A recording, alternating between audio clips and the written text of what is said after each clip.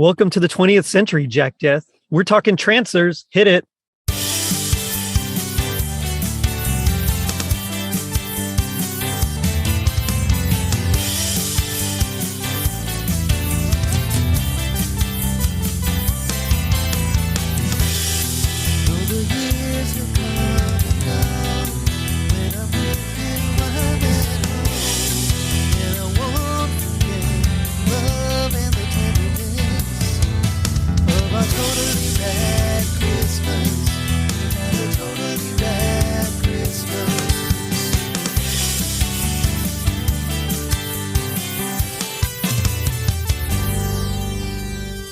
It was 1984.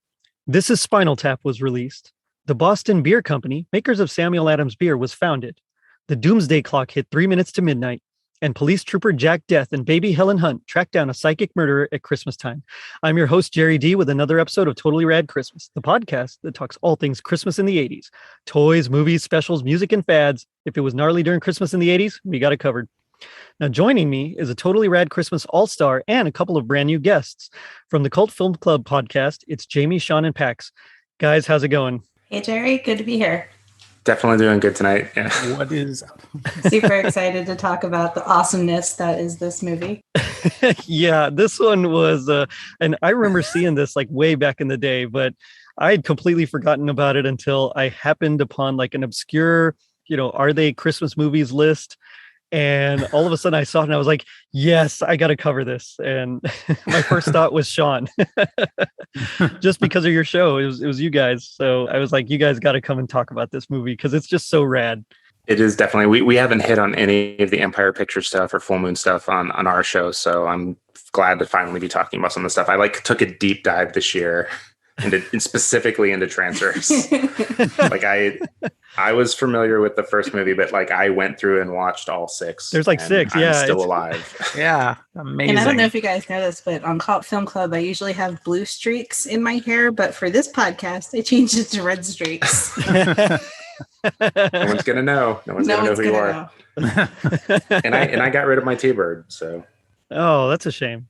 So I slick back my hair because dry hair is for squibs. So.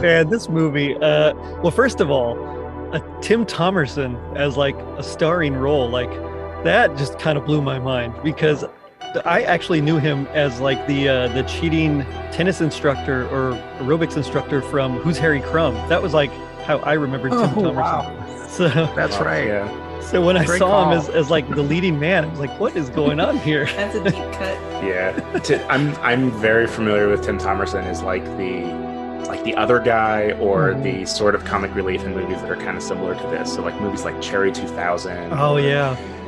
Near Dark.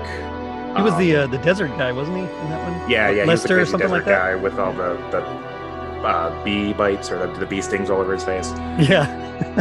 But yeah, no, he's great in movies like Near Dark and The Wrong Guys and Fade to Black. We just covered Fade to Black with Tim Thomerson. So if you ever want to see him do a harmonica solo. oh, so amazingly awesome in that. And you're right. He always plays the very charismatic other guy. You're absolutely exactly. Right. And my connotation. Go ahead. I was just say, you were mentioning your connotation. My connotation for him, the first time I ever saw him was Jekyll and Hyde Together Again, where he had a small part as one of the doctors. And it's a movie I've circled for CFC for a long time. So I love this guy. I was just going to say, Tim Thomerson sounds made up. It does. It really does, yeah. As much as Jack Deth does, it sounds as made up. Well, and I like how they actually call it out. He's like, Jack Deth? They do. What kind of name is Jack Deth? Yeah. Multiple times. I love Jack that. Deth. Yeah. It's classic. Kind that comes from an amazing script. Thank you. Yeah, this movie was fantastic. I've been doing this thing lately this year or this season where I kind of take like even if it's just remotely Christmas, I'm covering it for my show here.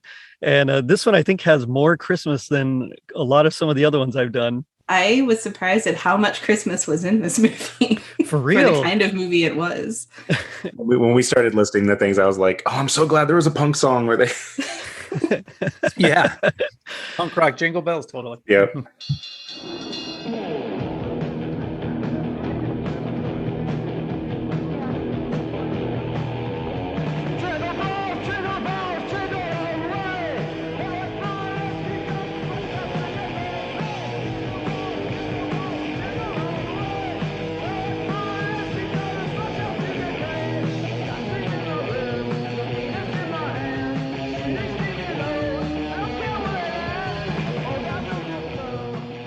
Call them punks. Come on, let's dance. Are you kidding? It looks like a room full of Trancers. Come on. Yeah, I think it was the Buttheads that did that. Mm-hmm. Yeah. Nice. That's like the perfect punk rock name. It's funny too because it like none of it works into the plot whatsoever. Nope. Unless you consider Helen Hunt giving Tim Thomerson like a little robot toy part of the plot, but it's weird that they put the set dressing in there unless they were just really like they had the costuming or something. I don't know. Yeah, like why set it to Christmas? Like you're right. Like it kind of doesn't seem like it has a point. I don't know.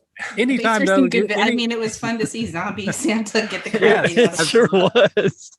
Well, anytime you can get mall Santas and mall Santas getting into a fight, that is worth making your movie a Christmas movie. Time well spent right there.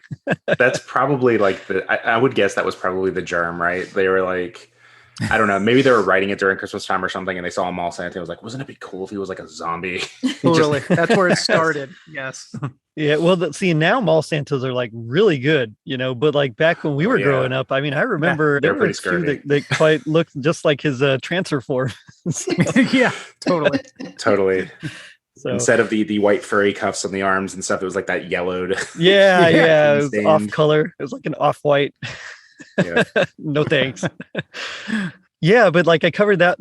I covered Night of the Comet was another one, which is fantastic. Invasion USA, another. Oh, yeah. So I was on this like action movie, action horror sci-fi, quasi Christmas movie ? Kind of bit. So so I was like, this is the perfect one to add to that list. Yep. Yeah, but so this movie came out in 1984. I remember a lot of things from 84. I don't think I ever saw this movie until the 90s, but I do recall it being shown quite a bit on I don't know if it was HBO or Cinemax or one of those, but I just remember them playing it a lot. Yeah. So much so that for when I was growing up, I remember having lots of it memorized. And then just all of a sudden, I went to college and forgot about it, and it's one of those things where you just life happens. And then it was like, oh yeah, that movie. And so I was like just super glad to come back to it because this movie, I mean, if you want to nutshell it, essentially, it's like Trooper goes back in time to hunt a telepathic killer. I mean, I guess that would be like the elevator pitch version of it. Basically, yeah. But there's so much more. Yeah. There's just so much more. So many levels. This is one of those movies that you can definitely tell they were like, well, okay, there's this other movie that did really well. Like they had like Blade Runner kind of sitting out there and Terminator. And they were like, okay, we want to do something like that, but different, make it ours. Well, the beginning totally felt like Blade Runner for sure. Mm-hmm. I mean, they even got the production designer that did like the Blade Runner cars. Like he did Jack Deth's car for the opening sequence. Yeah, so it's like, they definitely had that somewhere in their minds. But it has like the Terminator font and the Terminator kind of music at the first opening bit. And oh man, that soundtrack is awesome. I was going to say it's got like the synthwave Outrun vibe. I was all in from the beginning. Same here, totally. It's got the little ostinato that was like super popular during that time. So you had like the synth pads, with swells where they kind of crescendo and then decrescendo, and then all of a sudden, you have that, that bum bum bum bum bum, whatever it was, something like that going throughout. I mean, it's just. I got all like the 80s feels from this and it was awesome just because of the score. A lot of it was just because of the score. Because I think without that score, it would have been a lot worse. Yeah. Yeah. A good score. It wouldn't. Yeah, it definitely would have been harder to trash watch. To art. So absolutely. Yeah. Oh yeah. Yeah. Looking at you, Jerry Goldsmith. But anyway. But like, so what's your guys' like history, or like, what do you remember about this flick before we get into the plot? I'll go first since I have no memory of it because I never saw it. So this was my first time and definitely as rad as you guys say. So I'm here to tell you guys, watch this movie. Nice. Oh man, what about you guys? Yeah, I'll go just because I'm similar to Jaime. Like, I've never seen this. This was my first watch, but I was very aware of the franchise, being a Fangoria reader, because they advertised it a lot. Mhm. And I think they even had a couple of articles, but I remember seeing over the years this movie with Tim Thomerson, who I knew from Jekyll and Hyde. I was like, oh, it's the guy from Jekyll and Hyde Together again. And I was like, he's in this series. I need to see it. And it was one of those franchises that I was so aware of, but I just never watched it. And I guess my main thing I remember, I don't remember the first ones, but I remember Trancers 5 poster advertisement in Fangoria because it's him on a horse. Yes, it is, because you go back to like medieval times, don't they, or something? Yeah, and I Yeah, was they just like, pulled an what? Army of Darkness I with, know. with So Trancers toward the end. Yeah. stuck in my head. I'm like, I've got to watch this franchise just for that one ad right there. Him on a horse, and then like the doctors, the warrior in the front. And I was just like, yes, I need to see this. Yeah, I was disappointed. I was telling Shawn I was disappointed that like he's not wearing the cool outfit in the poster in the Of movie. the I'm first like, movie, I felt yeah. a little deceived because I'm like, where is that guy? It's like Runaway, when Tom Selleck on the poster, he has like that cool gun and he's got the armor on, and he never uses that ever. Yeah. Yeah, that's the same kind of vibe. I love that though, because like I think like 9 times out of 10 they paint the poster and then try to sell the movie off of the poster. Yeah, well, I mean, that's Canon Films right there. That's like the history of Canon Films. Just totally.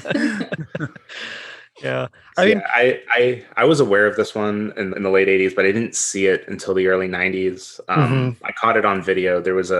I went through like a horror phase, like when I turned like 10 to 13, where I just kind of went from A to Z in the video store. My parents let me just. Like when I turned 10, they were just like, screw it, just watch whatever you want to watch. Nice. So I OD'd on horror for a while. The shackles are off. Yep.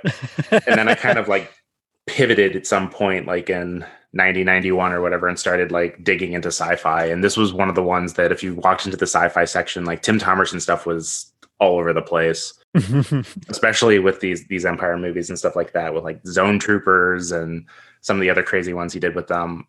So I remember that was one of the first ones that I picked up. And I think it's because there was like 6 of them. I was like, oh my God, this is like the Friday the 13th franchise for sci-fi. That's like the best comparison I think I've ever heard ever. It honestly feels like that when you're watching through them too. It's like there's definitely the this is Baghead Jason era, and this is when he becomes zombie Jason era, definitely. This would have been the 3D one. Yeah, totally. This is where he's brought back to life. Yeah. Yeah. Oh man, yeah. I was going to say the 3D one is actually part 2 because that's more of like a 3-way thing because he's got of his 2 wife. wives in that one. Yeah. His dead I was wife looking at the comes back. Yeah, I was looking at the cast list after I watched the movie. I'm like, I need to see the second one. Who all returns?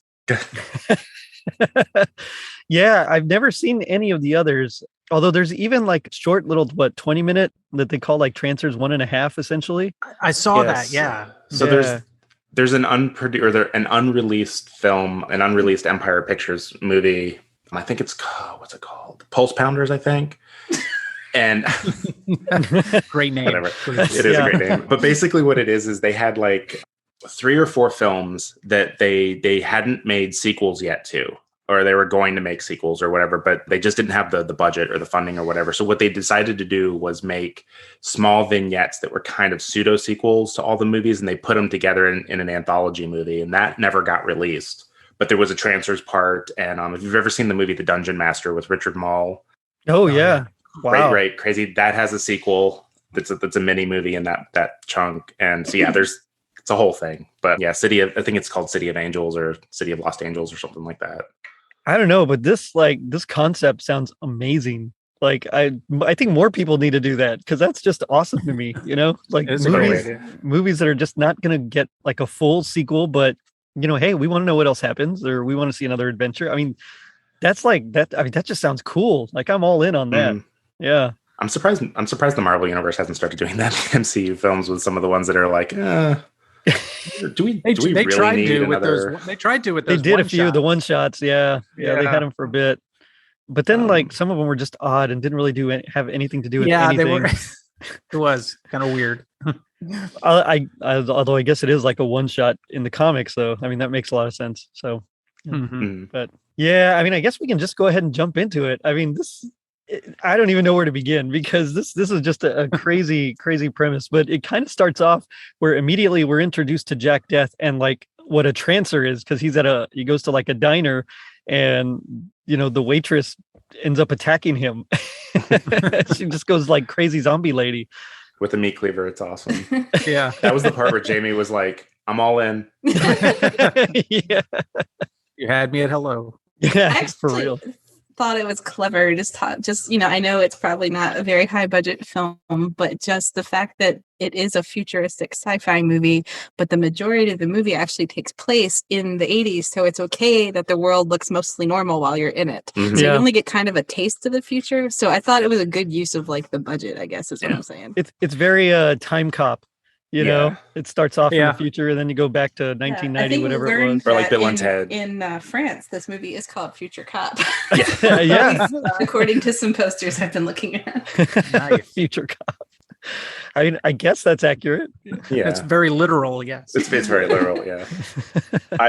I also love how like in the 80s, the 50s was like the nostalgia thing was for the 50s. Like that was kind of the thing. So I love how their version of the future, which is supposed to be like 2247 or something like that, right, is very 50s influenced, which is weird. I mean, this is even before this is like a year before Back to the Future, right? So right. They're not even like just playing with like jokey things like that with time travel or whatever, but it's like there's that crazy diner, and like the car he's driving is futuristic, but it's also kind of like an old T-Bird kind of looking car. Right. It's weird how they kind of mix the future and the past. Yeah, it felt it's weird because I agree. I loved it, but it felt to me like an episode of Star Trek wwhere like they come into a civilization, like that episode. Oh, of Star yeah, Trek and the gangster civilization. Well, this is the hard-boiled detective civilization. There you go. Where all they have are like Dashiell Hammett novels or something. So it's like he comes in and he's talking that like whole that noir-y kind of language, like I'm tired, real tired. And I was just like, I loved that setup. I thought that was great. Give me a coffee with real milk, not that soy crap.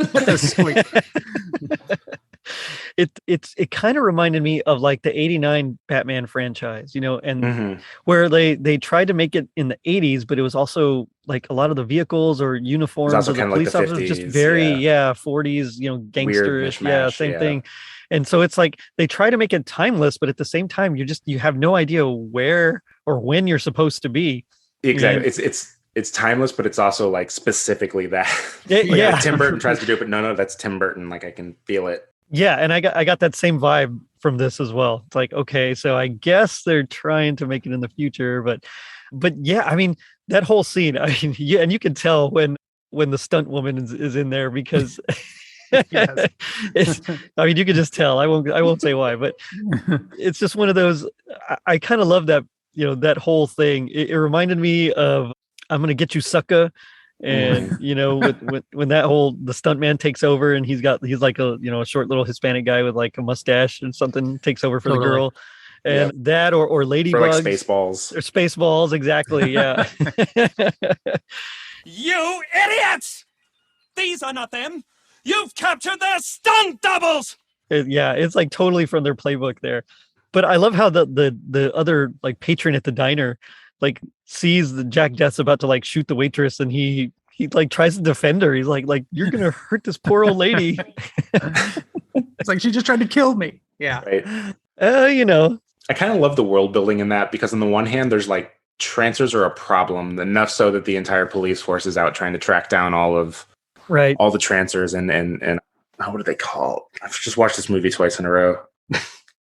Singe them. Sorry. Singe. Yeah. Singe, so he's trying to singe all the Trancers or whatever. But at the same time, like I feel like there was like this thing where some of the like most normal people maybe haven't ever run into a Trancer, so it's like they kind of believe but don't believe, and they're like, I don't know. I just kind of got this vibe where like I don't know if I'm giving it more credit than it's due, but it feels like they put a lot of thought into that. We've never done that before. Yeah. But like also with like the switcheroo with like you think that other patron is definitely the Trancer because he looks like that guy's going to get in a fight. Yeah, like, well, no. and they do that too with the when he kills the mall Santa, where it's Mhm. like people are mad at him for killing the mall Santa, even though he very clearly was trying to kill Jack. People like people seem to ignore that. But yeah, I was trying to figure out, like, obviously Trancers are big enough that the cops know about him, but Jack's the only one trying to track him down because he got in trouble for it, right? And he quit the force because he was getting in trouble. So they thought they killed the leader. So, but he's still renegading it out, trying to go after them. But you're right. It does seem like normies have not encountered Trancers because they clearly don't know what they are. I was just saying, I was very confused by the powers of the Trancers because they're basically normal people, great question. Unless you look at them funny. That's the thing. They just go crazy, and then it's like they don't know how to control themselves. But like you would think that like they're obviously living out normal lives. They're employed and mall Santas, working jobs, you know. I'm just picturing the mall Santa like getting up, brushing his teeth, going to work, and just grunting and. I get this feeling that they're kind of like a ticking time bomb. Where again, it's only because I've seen this movie 3 times this year, where the stuff is starting to get to come into focus. But it's this thing where like I think they are kind of like normal people. Like they get taken, they get hypnotized or whatever, and he does his Whistler, the main villain, does his transfer thing on them, and they're kind of like put back into society in like a time bomb waiting to go off until I guess he orders them to, or someone does. Thing that he can test. Yeah. But like sometimes he just looks at them and they themselves. That's what I'm saying is like I think like sometimes they hit their own fuse or whatever, where they're like, okay, that's it, going full trance, are gonna kill you. I was wondering if it was Jack that was setting him off, but then the tanning guy held off for a little while before he turned. So I was like, are they? Yeah, that was my question exactly, Jamie. It was like, are they doing it? Yeah. Like, they're under Whistler's control, right? So presumably he like can see through their eyes, maybe. And well, he totally can, because like with the mall Santa, when he's dying after Jack shoots him, the mall Santa speaks in the voice of Whistler and says, welcome to the 20th century. Oh, that's right. So he's like controlling them, speaking through them. Okay, I didn't even think about that. There's little things, again, just because I've seen this movie 3 times this year, little things you start to pick up that like they don't address. And jumping forward here a little bit, but like when they go to the tanning salon and he's going after the one descendant. The descendant, yeah. And like he goes full transfer and he knocks Jack out, and then he puts him in the tanning booth or whatever. And then the next shot you have is of like Helen Hunt coming in to save him, and that transfer's dead and he's laying on the floor and there's a bullet wound to his head. He's like bleeding out from the head and there's a gun there. Like I think Whistler ordered him to kill himself after he turned into the full-on transfer, but they don't address it, talk about it, nothing. And well, I mean, Whistler's whole goal is to wipe out the descendants of, the council, whatever. Totally, yeah. And so, I mean, that makes sense. I mean, you want him dead, just have him shoot himself, Sure. And but again, it's one of those things where it's like, not really talked about. But it's kind of cool that if you watch it enough times, you realize that I think he really does have control of all these people that he's tranced. And I mean, the movie is like very short. It's only like 76 minutes or so. Yeah. Which, I mean, as much as I love, there's like tons of movies that I love that are that length, but I mean, come on, if your movie's not 90 minutes, shame on you. But I mean, I wonder like if there was more that was just cut out. Like, is there, I doubt there is, but is there like a novelization of this? Because I would love to read the novelization, just to see what else is like. Amazing. Yeah, I don't think Empire had that in the budget. Yeah, that'd be too fancy for Empire, man. Yeah, they pay for. I don't think they have the $20,000 or whatever up front to pay an author to novelize this. I would novelize them for them now, but for real, yeah, I totally would too. I'd be like, let me pay you. I just want to do this. I'll do it. Yeah. Yeah, Whistler's confusing too, because like you only get to see his body in the future, and he's kind of weird with like tattoos on his face, but you just kind of barely see him before he, Jack destroys his body. I feel like if they were going to fill this movie with more content, it needs to be more Whistler. Yeah, what I would say. I need to understand him a little bit better and what he's all about. You get that one weird transmission that they play. Greetings to the council. As you may have gathered, I have survived the pathetic trap set by Trooper Death on Mekon 7. For 12 long years you have hunted my disciples like dogs. Now my day of vengeance is at hand. I've synthesized your time drug, and in a moment shall retreat down the dark corridors of history. Know that it is I who am solely responsible for your demise. One by one, your ancestors shall be murdered, and you, their progeny, shall cease to exist. Then shall I return, join my legion, and claim the seat of power for my own. Where he like explains his whole motivation. Exactly, where he does the whole Bond villain thing. Also, Yeah. do we ever actually see him transing somebody? We see people who are already trans. We see him try. maybe attempt it for a split second Yeah. with Helen Hunt. That's what you get to see. But Yeah, that's that's it. Like, there's no. I was expecting some like amazing entrancing process or something. we never really got that. And There you go. this There's is your the 14 beauty. minutes right there. The trancing process. This is the beauty of the That's sequels. how long it takes. 14 minutes. It takes exactly 14 minutes. There's a joke there I'm not going to go to, but that's the beauty of the sequels, is that later on, like, every single movie changes what a trancer is. Like, this one is literally people that are hypnotized, and the next one, it's like, aren't they clones or something? Well, they're like people in an insane asylum, and they grow these weird plants. And then they like process the plants to get some kind of weird serum that they inject into them to make them trancers. And then in like the third one, it's almost like the super serum from Captain America, where they've developed some kind of weird super soldier program, and they take these injections to become super soldiers, but eventually they become trancers. And when they went full Army of Darkness, it's just like mysticism and witchcraft that makes trancers. So it's like so maybe a trancer is just like a generic term that means like anybody kind of possessed. It's vague. Yeah, zombie-like. You know. My favorites are the first one because the whole zombie aesthetic, and when they kind of turn and get all creepy. Well, and again, it kind of reminded me of Night of the Comet, like as far as makeup goes. You know, they're not like full zombie.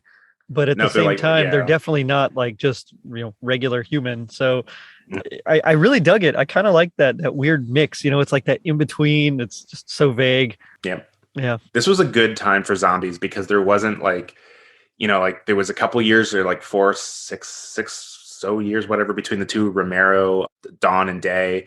There wasn't like this huge zombie like nowadays, there's like hard and fast rules, and if you break them, some part of the fandom is going to get pissed off. If they run too fast, if they run too slow, whatever.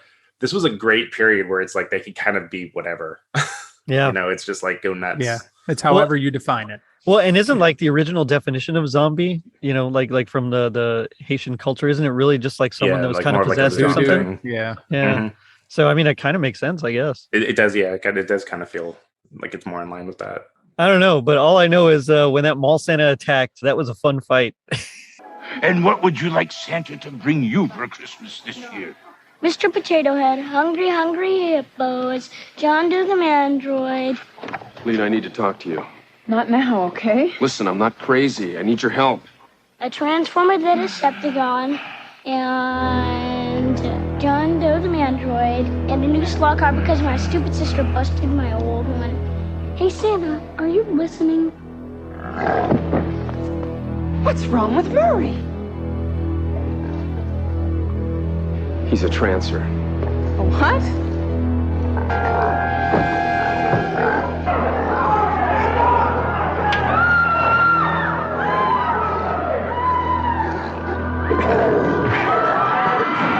Oh my God, what are you doing? One of your friends?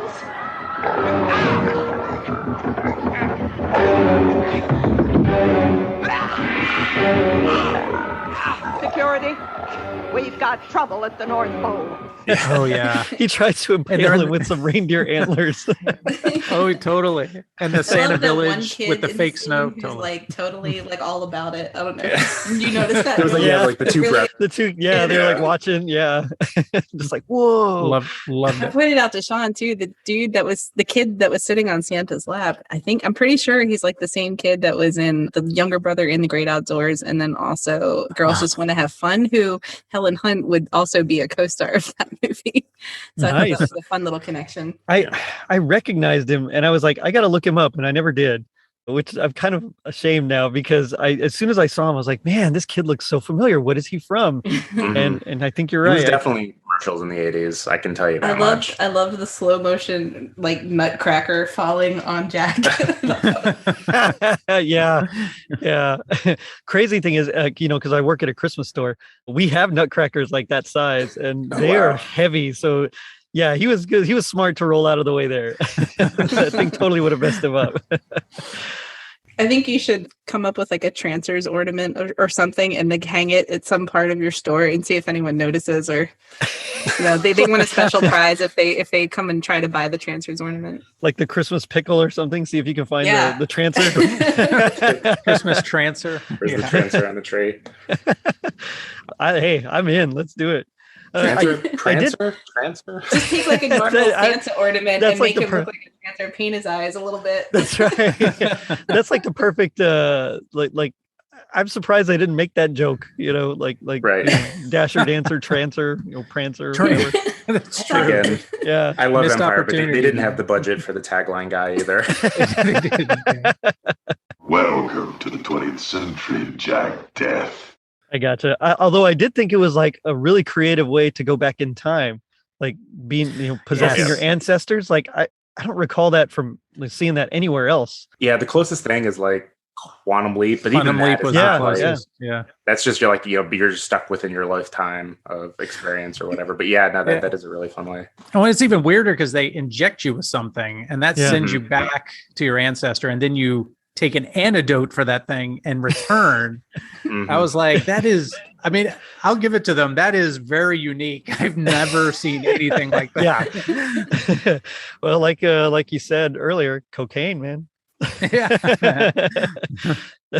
I think George Lucas with Howard the Duck kind of proved that cocaine can do just about anything. It can. George Lucas and Stephen King with it. That's right. Yeah, exactly. That's where all the good movies come from. The original idea of Trancers was a time travel piece that Charlie had in his head about a time traveling cop. We took the script and we read it, and then we put it aside and we created our own version of Trancers. I think the only thing that we kept was the idea that he was a cop from the future who came back to the past and was chasing a villain. I think the ancestor thing was in there. It was the ancestor. The time travel through an ancestor was in there. Yeah, I think that was in the original. We liked that idea. We kept that because we thought that was pretty cool, and we played obviously with that a lot. Rains will administer the transfer serum. You'll be in charge of my bones when I'm gone. Don't worry, Jack. I don't hold a grudge. I still think it's one of the most credible time travel sort of inventions. People get into a machine and traveling back in time, and we've seen that forever, but the idea of someone being able to inhabit the consciousness of an ancestor is pretty cool. Yeah, it was definitely original, although it was also pretty creepy, when you think about it, because you're in your ancestor, and he ends up like getting married to Lena, to Helen Hunt, right? So it's like 1 minute you're having relations with your boyfriend at the time, and the next some dude from the future. It raises those same questions that Wonder Woman. Yes, I was wondering how you were going to bring it up. Yeah, which is like, is this rape? Yeah, not sure. Well, even in the middle of the movie, he gets sent back to the future, and then she's left with the body and has sex with him, and then Jack comes back and it's done. I'm like, whoa. Yep. Well, he missed all the good. Well, parts. he missed the good part earlier too. And he did. Yeah, it was like the night. It was like the morning afterwards. So that's like Phil came back for a second and realized, oh, hey, I'm in the middle of having sex, and then he goes back to whatever. And then there's the dude that came back as the little girl, which was also McNulty. McNulty. That's great names, Jack Deth, McNulty, Lena. But then you get like Whistler, and that's kind of throws it all off, That's true. Which by the way leads to like the best or the worst, depending on how you look at it, joke in the whole movie, which when they're talking about the painting of Whistler's mother, and he's like, I didn't know he had a mother, I didn't know. Oh man. It's like, oof. I totally thought I was going to read more. I read a lot more into that because he dropped that line, and I was like, oh, that painting's going to tie into the plot somehow, and he's going to figure something out. Nope, it doesn't go anywhere. It goes nowhere. Giving him too much credit. Yep. I was thinking too far ahead on that. Yeah. So we haven't talked about, just speaking of like some creative ideas, but like the the watch that slows down time. I thought that was pretty. The That long was cool. second. Yeah, the that was long awesome. second. I got an old watch. Not like this one. If you depress this knob, you'll gain a long second. What?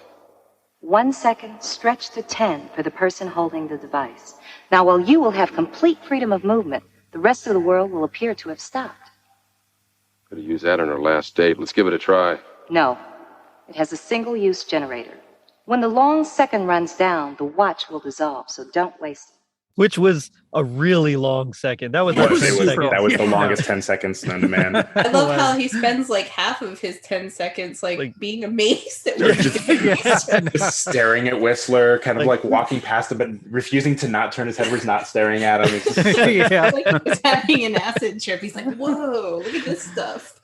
what I love too is the irony of the irony of the whole thing, because when you think about it, he's supposed to be moving at the speed of light and everyone else is supposed to be frozen, but they show you the reverse where everything is moving slow, including him. Yeah, that's true. You know, they inspired Zack Snyder. I don't know. Oh, there you go. Okay, all right, that's my dig at Justice League. Okay, well deserved. Oh man, yeah, but it was one of those where there was a lot of cool ideas, and it just kind of came together in like that perfectly 80s way. You know, like the 80s was just that time where you could just like throw a bunch of stuff in a blender and kind of mix it up. And I mean, the pinnacle was the tanning salon for me. I'm like, this is an 80s movie. With the tanning so good. The tanning, yeah. And as someone who used to work in an actual tanning salon, I will tell you, the stand-up units, they will melt your face off. They are serious business. Oh man, no joke. Well, then I'm glad Alina saved him, because yikes, that'd be a terrible way to go. I mean, unless you get trash thrown at you and you fall off a building, but I mean, I guess expertly thrown by an ex-ball player. Expertly thrown by a former ball player. Yes. Yeah, well, of course. You got to have the credentials to throw it. Yep, and he kept up those skills. You saw him keeping up the skills. That's true. They were playing. They were playing liquor bottle baseball, playing hobo baseball down there, man. Did anybody else get like a Planet of the Apes type vibe when he was like out swimming, with the snorkel on the beach? That's a good call. Yeah. I love that there's one good line that kind of gets lost later in the movie when they're doing their motorcycle chase away from Whistler and the police and everything. And because before the whole thing is like he doesn't know where anything is, right? Cahuenga Boulevard or all this stuff. He can't find his way around, right? Yeah. But then later when they're doing the chase and he's like, we got to split up. It's the only way we're going to survive. And she's like, but you don't know where anything is. And he's like, yeah, but I used to swim here. It's such a throwaway line that like, if you're not paying attention, he does say that. There was that one scene where he was diving. How do you know? Everything's underwater. But remember, because he used to dive underwater looking for street signs and all that kind of stuff. That he would. LA I've watched this movie. Big place. It is. Well, it's like when he's on the beach, he basically snorkeled like all of LA. I mean, he had his own wetsuit and everything. So he was at the very least, he definitely swam down Hollywood Boulevard because he talked about finding the Chinese theater. Which I thought was a great line. And I'm like, whoa, LA's underwater? Like what? Well, and there was that big in the 80s. There was like that huge thing about no one knew when the big one was going to hit. No, I know. One way or another. There's a Superman movie with it. There's sooner or later, LA's gonna fall in the water. LA's, it's just a matter of time. So why not in 2247 or whatever, whenever it was, somewhere around there. Exactly. Yeah, I used to swim here. Yeah, this was so Whistler, I guess, is he also in one of his descendants? Right, because it had to be a descendant, right? Yeah, so he had a slightly different name, but yeah, he was in a cop that was a descendant. Pretty much the same. Yep, and again, pretty much. Nobody else like really looked. That much the same, but like Whistler looked exactly. I think it was actually the same actor with that one, knowing that he was going to only be. I mean, it was the same actor with Tim Timerson. What am I saying? Jesus. Sorry. It was, yeah. Just like, well, he had dark hair, and then he had cool hair, and he slicked his hair back. Yeah. Dry hair's for squids. Did he have like a prosthetics on when he was in the future? He had the one scar over the one side of his eye. Yeah, there was something on him. Okay. Yeah. And again, they had the he had the Just for Men in. Because he definitely had like the black hair. He had the motor oil in his hair. Yeah.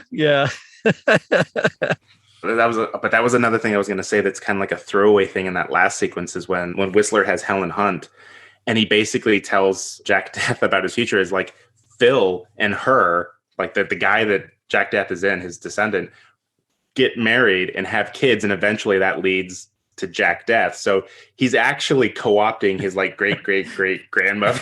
Oh man. Which is really weird and creepy. Yeah, it is so weird. Super creepy. Yeah. I thought about that too. But fun and fun at the same time. So I don't know. So fun. I mean, if you get a chance to go to a punk rock club with your great grandma, I mean, go for it. Who wears a denim jacket with a rebel flag on the back? I don't know if anyone noticed that. Yeah. We believe it. Oh man. Well, she's a rebel. She is total rebel. I also love this. This is an aesthetic of 80s movies where when they go to a crazy club, it's always a punk club. Yeah. I just watched Cyclone. With Heather Thomas and what's his name from Reanimator, Jeffrey Combs, and same thing. They go to a club and it's a punk club, and the woman that like is so into going to that club is always the one that looks nothing like a punk. Yeah, right. She's got the color streak in her hair, so I guess I'll give her that credit for Helen Hunt. Yeah, but, she went part of the way there. Yeah. She's a poser.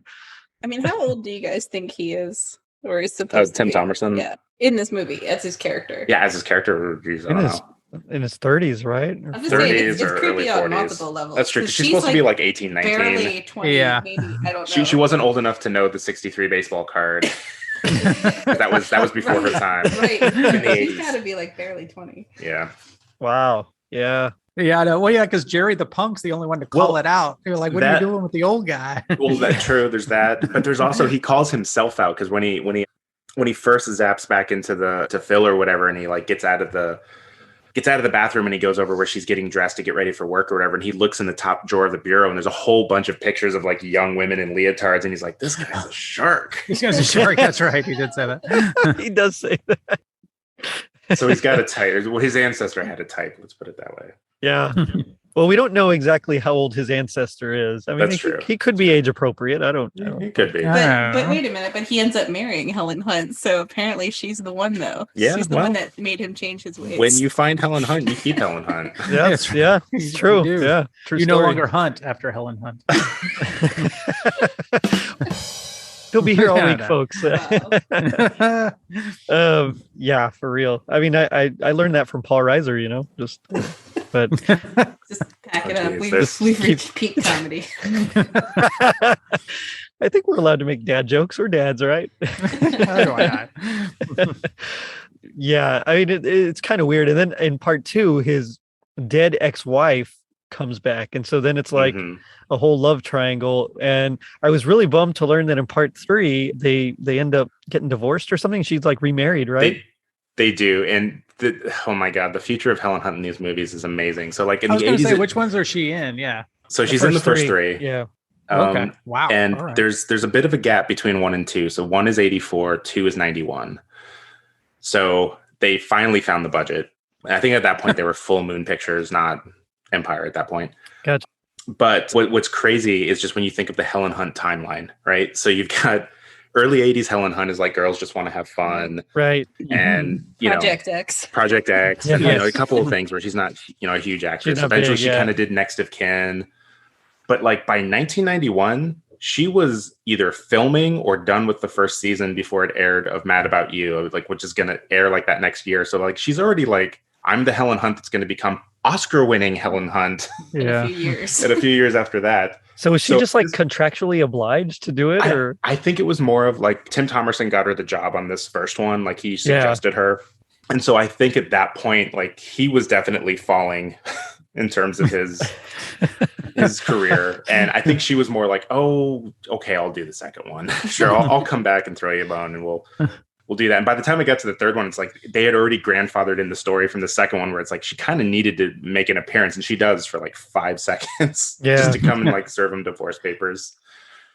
But yeah, it's just kind of crazy when you think about it. It's like that the fact that they could still get Helen Hunt at that point when I'm sure her agents were like, no. It's like, what are you doing?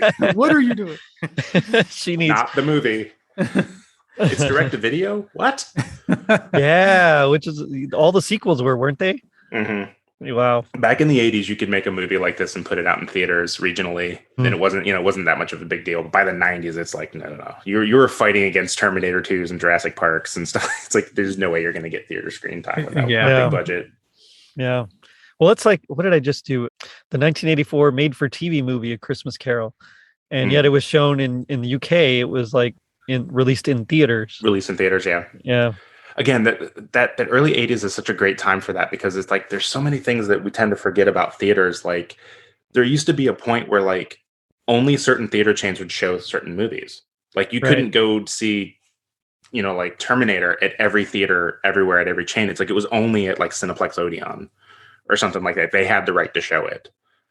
And so like that started changing in the 90s or whatever. So that's what it was so easy to get your films into theaters in the 80s, is because like the theater chains were hungry for content. Like so Trancers were like, please take our movie. Anybody. Yeah. They were like, sure, we'll throw that up in the matinee. And that's why we got Miami Connection. Exactly. That's how things like that happen. Yep. Which, thank God we did, because that movie's also awesome. Totally. And just throwing this out there, if anyone hasn't seen New York Ninja, if you like Miami Connection, New York Ninja just got released by Vinegar Syndrome, and it is in the same vein. It's very nice. And writing that down. Yeah. No, that's cool. Yeah, I think this was just like that perfect mix of camp and sci-fi and just nonsense. That it made it a fun watch. Some of the jokes were a little cringy, but at the same time, I mean, it was just fun. And the score, we talked about the score. It really drives. It's got a lot of that synth that was super popular. And it's like the guy that did the score also has an awesome name. It's like Mark Ryder, but like Ryder. It's like it feels like, yes, you write Outrun scores. Well, I mean, you got to make your name somehow. So totally. Why not doing crazy synth scores for low budget sci-fi movies? What I love about this is I love that Helen Hunt I'm sorry, what's her name? Lena, yeah. Just knows how to hotwire motorcycles. Oh, she had a boyfriend. She had a boy, yeah. Which was the one that he punched out in that bar. Yeah, the punk guy. Yeah.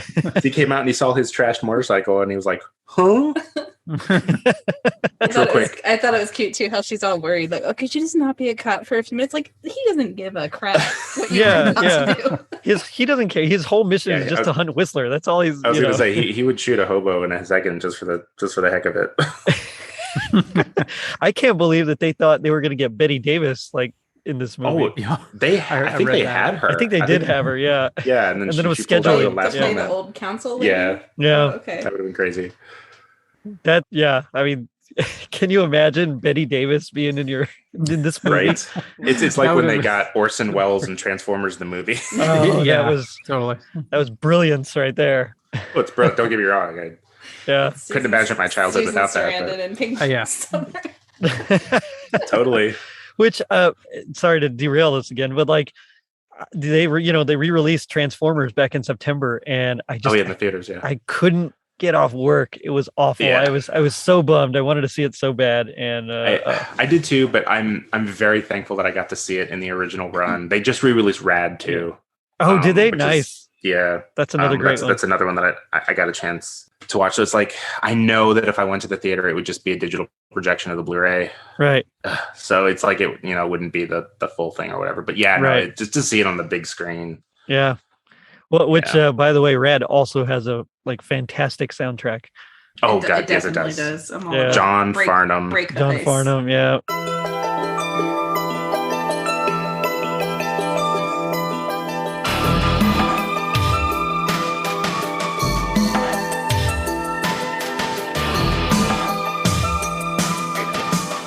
And Sparks. Yeah. But it does make me kind of wonder, like, what would you guys say would be your like happiest memory or moment of this film? I mean, there were a couple in here I loved, but the one that I don't know, probably enjoyed the most and really got me into it was the mall Santa fight. Yeah. Like just this little Santa village with the fake snow. And then all of a sudden he gets into I love seeing movies where like the main characters get in a fight with these like mall characters. And like this was one of those, and it was great. And I loved it. And the antlers and everything, I loved it. Yeah. Yeah. That was a great scene. I think I'd be hard pressed not to pick that scene, but because you stole it, Pax, I think I'm going to go ahead and do the actual whatever we're calling it, the stopwatch that slows down time. Yeah, the long second. Like that came out of nowhere. I was like, whoa, like because I guess I missed it when she explained like when she did the whole bond, the cue, the long second. I guess I wasn't fully paying attention. So like when they were surrounded with the guns, I was like, oh God, how are they going to get out of this? So I thought it was pretty cool. The slowest, most visually striking way possible is the answer to that question. Well, look, they only had so much in the budget, you know. That's true. That's true. I think for me, geez, it's hard with all the stuff in here. I'm just gonna go with when he first comes back, gets zapped back, and he's sort of like acclimating himself. There's just something about some of the dialogue there, and like there's I find this, and this will actually lead into your next segment, but I love I love a line he says when he's basically trying to acclimate himself, and she's like, well, what about last night? You know, you said some stuff last night. Oh, yeah. Like, what exactly did I say? Yeah. There's some good dialogue there, and so I just absolutely I just love that. Which, by the way, I mean, come on, like, doesn't she know that's a line? That's got to be a line, right? I mean, It's the liniest line I've ever heard. That's how she marries him. Exactly. That's the way it's written, right? That is the moment that she's like, "You're the one for life." You're the one. Second date line, right? Or the second hookup line. Ensure the second hookup. Although I did like when they get to, you know, after they're driving and he's like explaining all the, you know, the craziness. I did like how, you know, she's like, did I give you my number? And he says no. She's like, good. Yeah. Thank God. Yeah. Thank God. Yeah. Yeah. I think for me, yeah, the mall Santa fight was amazing, but I don't want to steal it. So I think I really just liked all the stuff in the future where he like kills he destroys his body and kind of leaves him just stranded, you know, in the ether. I just thought that was kind of cool because again, it's like the whole concept was just something different and new. And so there's just no body for him to come back to now. So sucks to be him, I guess, but yep. You know, yeah. I kind of like that. And I kind of like how they don't explain it. If I remember correctly, I think it works into the sequel, but it's been like 6 months of raising 2 kids. So yeah, I don't remember. I get it. I get it. Yeah. I like the romance too that blooms between them, and I was just actually rewatching the scene with you know, where basically he's trying to explain in so many words that he's in love with her, but he doesn't actually say it. Just like, you love me. He's like, isn't that what I just said? I don't know. I said I didn't want you to get shot. Yeah, despite the craziness and the creepiness that surrounds their relationship, I actually do think these actors it is sweet. Yeah, have good chemistry. They do. I really enjoyed watching it on the screen. So this is what I love about, especially like Tim Thomerson has got charisma out the wazoo, but like this is one of the things I have to keep getting reminded of because I'm not a Mad About You fan or whatever, and I like some of her later 90s movies, but like I keep forgetting how awesome Helen Hunt was in the 80s. Yeah. Like, just this 1-2 punch of this and Girls Want to Have Fun is like holy crap. Yeah. So yeah. I want to mention this made me happy because I didn't find out till actually when I started the movie. It's written by Bilson and DeMeo, who did The Rocketeer, but that more importantly, they did The Flash 1990. And like, I totally got vibes of Flash 1990. Now that you said that. Yeah, even Hap Ashby is played by Officer Murphy from Flash 1990. Right. And so like that, I love that. I love that these guys did that because it totally feels like them. And like I just a couple months ago, I watched that whole series again. And it was just, I love those guys. Didn't you get to play in the snow when you were a kid? I like that. That's good. Yeah, I knew you wouldn't turn down my little invitation. I'm only here long enough to see that you're put back in jail where you belong. Oh, really? Well, then why don't you just come and get me? What's the matter? Oh, don't tell me you're afraid of little ice. The Captain Cold and Neuromaster and Trickster episodes are like my favorite of that whole series. Yeah. Yeah. Which again, that's another one that is kind of that same thing. It's like that weird quasi 80s, 40s noir. You know, yeah, they were definitely trying to vibe off of the Batman thing. But yeah. Yeah. Well, I mean, so much so that Danny Elfman wrote the theme, you know? So yeah. Yeah, definitely. And Thomerson played Barry's brother in that one, actually. In the pilot. He did, yeah. In the first, I just remember pilot, that, right? Yeah. Mm-hmm. Yeah, that's right. Wow, those guys definitely like Thomerson too, because he's like one of the main guys in The Wrong Guys, that late 80s comedy with a bunch of like Richard Belzer and yeah. Richard, the guy that's always depressed comedian. Anyways, a bunch of comedians. Louis Anderson, Tim Thomerson. The Stephen Wright? Stephen Wright? Not Stephen Wright. Richard, who's the guy in Curb?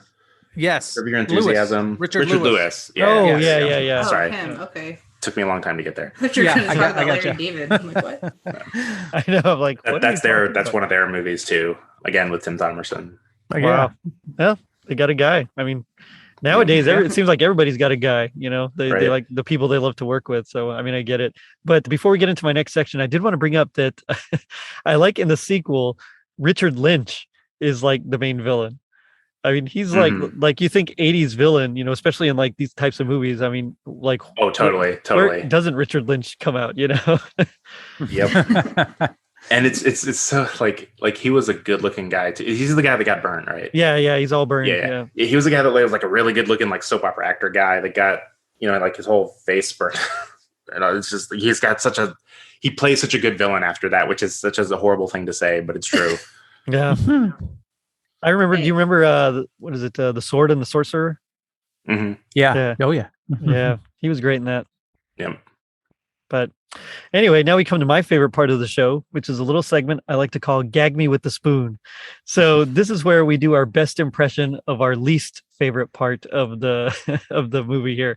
So as a guest, I'll let you all go first. Just kind of set up the scene for us, and we'll go from there. It's interesting. Like I had trouble coming up. So the one that I came up with, the problem is he doesn't say anything. And it's in the very it's in the very beginning. And when he just shows up in 1985 and like he's walking around the apartment and Helen Hunt is trying to get him to take her to work. And she keeps talking to him and asking questions. And he just does not talk to her the whole time. Like he like pretends she's not there. And she's like, I'm going to be late. Like, I need to get to work. I need to be late. She says that like 3 times. And he just kind of, he goes to the desk and he goes to the dresser and picks up stuff. And then he goes and puts that jacket on. She's like, you're not going to wear that, are you? He's like, I like it. and like that part, I was like having trouble understanding. I was like, what?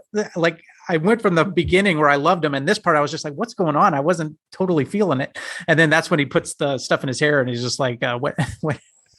The dry hairs for squids, which I love that line. But that was the part where that's the only part I could think of in the movie where I was just like, I don't know if I'm feeling what's going on here. But then it gets better from there. But that part was like, I was like, what is going on here? Well, you know where I'm going to go because I'm going to play off of what you just did. And I'm going to ask you, Pax, don't you remember what you said to me last night? I'm surprised I didn't write that line down. You said that making love to me was the ethereal union of 2 lost souls. That was amazing. Yeah. Yeah. That's a good one, Jamie. That was a good one. What about you, Shawn? My wife just stole my line, so no way. Yeah. So I'm gonna go with. I'll just go with the whole thing. So toward the end, and just so I can talk about this a little bit, the Whistler's and his descendant or whatever, Jack Deth is there, and Jack is supposed to have the 2 antidotes, one for himself and one for Whistler to get them back to the future, so he can get justice or whatever. But since he's already destroyed his body, he has nowhere to go to. And in the scuffle, one of his things got destroyed, so he only has 1 antidote. And this whole idea of Whistler like overestimating what Jack would do or whatever, he's like, he knows that the body he's in is actually an innocent man with a family and everything, right? So he's like, if you've only got 1 antidote, of course you're going to use it on yourself. You're not going to kill an innocent man. And he didn't even think that Jack would jab him with the little antidote thing to send him back into nothingness, which I love. But I just love that, you wouldn't kill an innocent man. But I think he actually would have if he needed to. Like, if I think he would have too. Yeah. I think he just would have. I'd have no problem with it. He's like, it happens. Yeah. Another day, another dollar. Yeah. But I also love the conundrum of like, so Jack is now stranded in the 80s or whatever, so that he can like live out his life. And they work this into the sequel a little bit, but like, they pretty easily pulled him back when they sent Art LaFleur's Yeah. McNulty back to shoot him or They whatever. send It's like, boxes I of think you just do guns that and stuff again, to right? him. They do. Yeah. Yeah, they did it a couple times. You know I thought that too. So I just thought of something, you guys. So he always gets yanked out right before he's ready to experience some pleasure or whatever. Yeah. No pun intended. Sorry. But I was just thinking about that. Remember, it's the woman in the beginning is like controlling that, and they've got some kind of history. And she's like, I They don't do. hold a grudge. So she's probably doing that on purpose. That's how she is punishing Yeah. him for however he scorned her. You There know you what? go. Good for her. Good for her. Yeah, right. They did make that joke too, that he wishes he could have had that watch on his last date with her or whatever. And it's like, I started to think about that too. And it's like, but wait a second, if you're moving at the speed of light and she's not moving, and I don't think this is working out the way you think it's working out. Yeah, it should be like the opposite, right? Yeah, it should be like how you see it on the screen, where everything's slow. Okay, whatever. Well, those are all good. I actually picked another line, and it's when they're in the car, and he's like trying to explain to her, and he's like, I'm from another time, another world. I don't even know what you people eat. Yeah, that's right. He Yeah, did. I That's remember true. that. And there's jokes around that too. It's like, what? Like food, man. What do you mean? But there's that thing at the very beginning where he comes in and they're talking that the one dude orders a kelp steak And deep fried pods. and deep fried buns, whatever those are. And then later he's like, you bought Chinese food with beef, with real Beef. cow? Oh yeah, like from a cow? Yeah. Yeah. Yeah, good stuff. Yeah. But those are all amazing, but I have to ask now. I mean, G.I. Joe, they taught us that knowing is half the battle. What do you guys think is the other half? Wet hair. Yeah, for sure. Or what would Jack say? You know what Jack would say at a time like this? Sorry, I'm quoting the wrong movie. Right, different movie. Yes, sir. The check is in the mail. Well, what I know is that you can't have an imposing figure without a nice pair of shoulder pads in your trench coat. I think that's the other half of the battle, is picking out the right size and girth of your shoulder pads. The other half is knowing that Trancers can have jobs too. Isn't it like a scary thought? Like you get up, you go to work, you don't even know you're a trancer, and then all of a sudden you just like lose it. Explode. Yep. Yep. Yeah, I guess the other half is accidentally having intercourse with your ancestors. Knowing when to and when not to. Yeah, for sure. Which is the book that Jack wrote in the period between part 1 and part 2. Oh man, well, those are all better than mine. I said if knowing's half the battle, the other half is making sure that you have more than 2 vials of time drugs hidden in your pistol. There you go. Yes, definitely. Oh man, guys, this has been so much fun talking this fantastic 80s movie with you. But what do you guys got going on? Tell me about your show and anything else. I mean, Cult Film Club is the main show that we're on. Obviously, that's why we're all here. We've got hopefully a new episode coming out in December. Ninja 3, The Domination. Yes. Oh, So that's a good talking one. about being possessed Yeah, I'm talking about the V8 by evil stuff. And Yep. Yep. But we also recently launched a sub show called Crestwood House, which is horror themed. It's a seasonal show, and we just finished our first season talking about the classic era of horror movies. Me and Pax do that with our friend Michael May. Oh yeah. So that's fun. Pax, is there any of those stuff that you want to? Yeah, well, another show will be coming on to the CFC feed. We're kind of trying to consolidate some of our stuff. And I have my movie novelization show, I Read Movies, and it's on its own right now. But in February, it will be joining the Cult Film Club feed. So it will be along the lines with our show. So it's going to... Transfers had a novel. Transfers had a novel. I would 100% do that. If they I may write it so I could do it on the show. There you go. All right. I'll start a Google Doc tonight. I don't know. Let's do it. Your show, Pax, is pretty unique. I don't know of any other podcast like it. So I think it's awesome that you go so in depth to novelizations, and people who don't want to take the time to read them can actually get sort of bonus content, if you will, about their favorite films. It's really cool. Yeah. Thank you. Definitely enjoyed Yeah, it's a lot of fun Turtles doing episode. Oh, yeah. Well, novelizations are just in general are just fascinating. Yes. It's sometimes they're written from first drafts. Sometimes the author has just a lot of leeway to add whatever. I mean, I don't know when to believe what, but at the same time, it's like usually a lot of that's in my own headcanon, for these films. Yeah, it's already there. Yeah. Some of the best novelizations are when they hit that groove where they're like answering the questions that you have when you're watching the movie, and they're like, I have these questions too. Let's play with those. Yeah. Unless it's the Goonies novelization, and then it goes into places you never wanted, ever. Yeah. And ask questions like, I didn't think about that. Why? Why would you think about that? Oh, if anyone hasn't ever read the Goonies novelization, pick it up and get disturbed. Totally Rad Christmas does not endorse the Goonies novelization, but and you can find that anywhere you like all those shows, just anywhere you find podcasts. And anywhere you find podcasts or cultfilmclub.com. There's also libsyn.ireadmovies.com right now until it gets folded into Cult Film Club, I believe. Do you have the URL for I Read Movies, Pex? I don't know why we're talking about I got one. Yeah. Like I have ireadmovies.com, yes, but I'm not using it. Okay. So I just want to make sure people can find it in the interim. Yeah. Right now, I just been doing the Libsyn URL. So here's the cool thing. There's this thing called Google, and you literally type I Read Movies podcast into it, and it will come up. You can Some do that people that well. are my age just type in the web address. That is true. Yeah, Google is a thing, I guess, but all good stuff. Yes, I love all your posts. I probably like way more than I should, so it's just like we appreciate it. Thank you. Thank you for having us on. This was this was super fun. It was a lot of fun. Thanks for having me. Yeah, well, thanks for coming on. I really enjoyed it. It was great times. But on that note, I'm going to end it by saying, security, we've got trouble on the North Pole.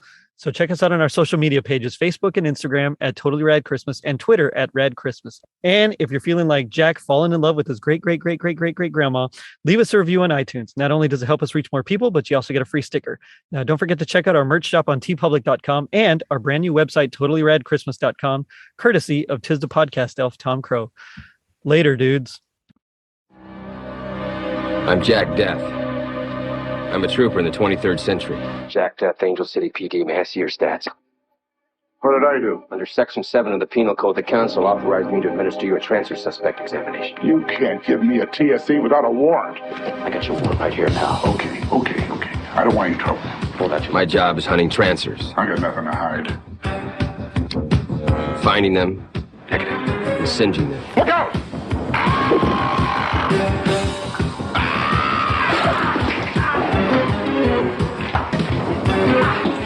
Of course, sometimes they find me first.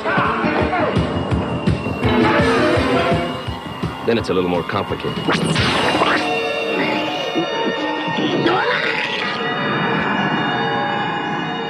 How do you know Whistler's location? We monitored a line disruption in Los Angeles, December 1985. Van Zandt, Ash, and I all had ancestors in the city there. If you think I'm bringing that scum up the line, you got the wrong trooper. Unless you stop Whistler, everything the Council has accomplished for the last 40 years will count for nothing. Okay, let's say I believe it. You're a cop from the future and you're chasing this guy Piper. Whistler. Why doesn't he just turn you into one of these zombies? Or me? Trancing only works on squids, people with weak minds, easily controlled. Lena, I'm from another time, another world. I don't even know what you people eat for lunch.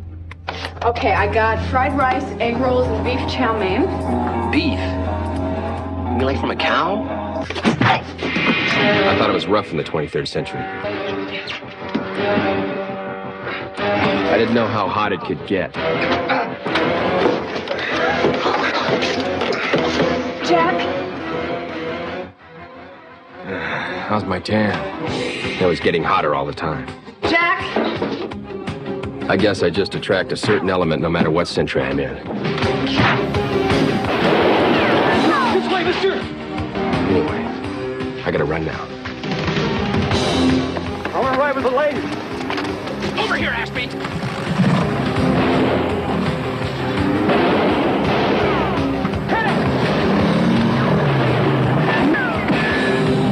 Jesus! Should have let I kept my cop coat.